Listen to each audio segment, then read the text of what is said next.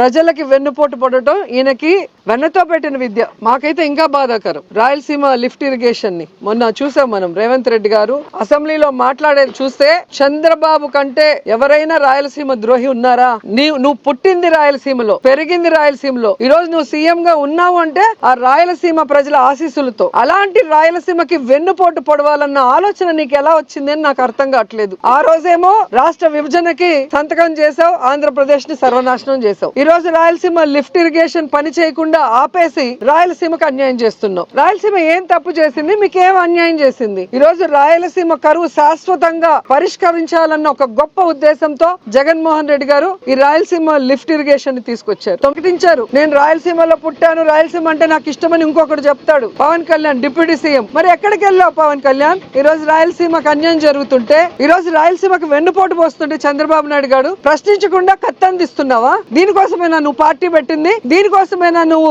కూటమిలో చేరింది? దీనికోసమేనా చంద్రబాబు నాయుడు గెలిపించింది? ఇంకా 15 సంవత్సరాలు చంద్రబాబు నాయుడు ముఖ్యమంత్రి చేయడానికి పనిచేస్తూనే ఉంటారు. దేనికి? ఈ రాష్ట్రం అనేది లేకుండా, మ్యాప్ లోనే ఆంధ్రప్రదేశ్ అనేది లేకుండా చేయడానికే ఆయనతో జత కలుస్తామని అడుగుతున్నా.